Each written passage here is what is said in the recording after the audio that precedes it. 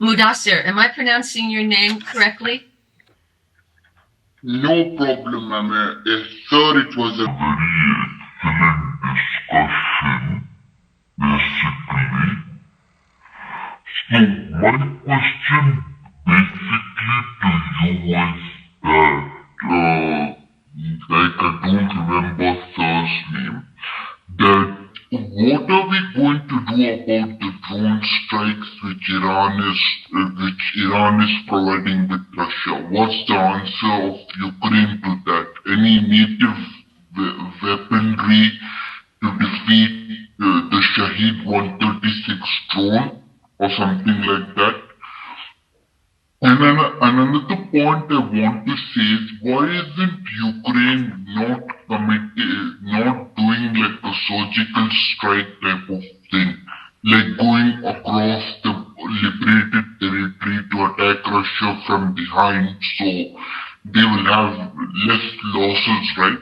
Because Russia is waging a guerrilla warfare since 2014, and there's no progress in the east. So these are my questions. Hope you get my questions though. Yeah, Brad, you can come back in later. What can I say? Ask. I didn't catch Mudassir's second question. Could you repeat it, please? No, sir. What I'm trying to say is basically, why can't Ukraine do a surgical strike? That means to say that going into the opponent's territory and attacking them, so that it pressurizes them to like kind of withdraw their troops, and why lose more lives in that bargain? That's what I want to say. Because they are waging a guerrilla warfare, right?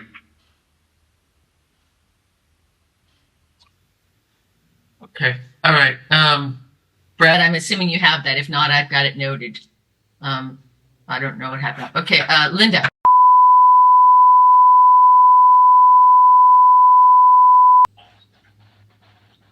There's a question about how to defeat the Shahad drone offensive. That is a difficult question. I mean, it's a difficult thing to do. I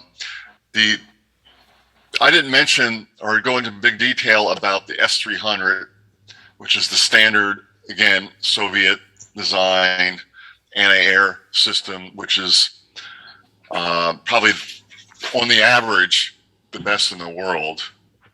The Patriots and others don't do much better than it.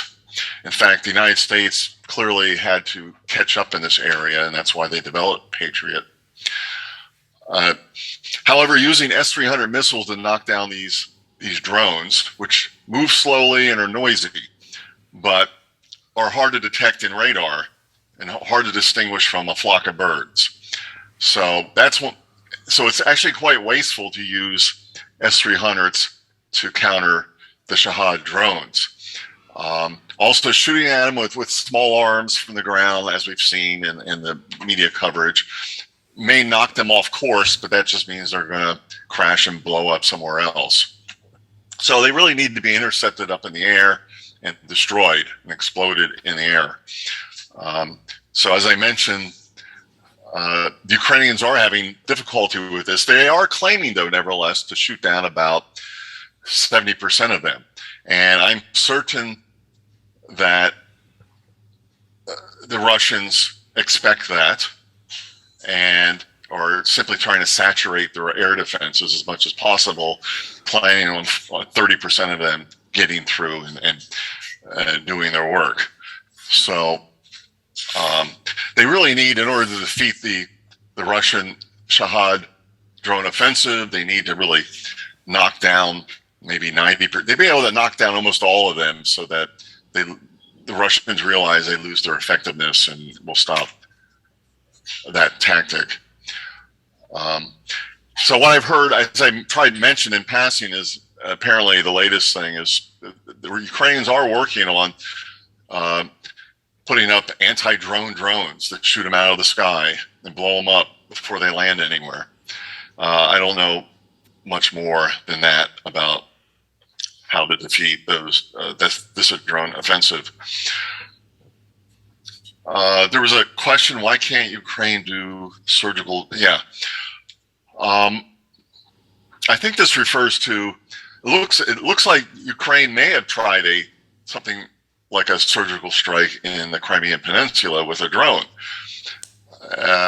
There are reports that that there are Iranian personnel are actually active in Crimea, and possibly they were trying to knock them out.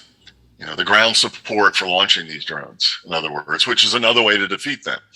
So I don't know much more than that from this one episode, which of course the Russians hysterically went on about as a terrorist act and all this other nonsense.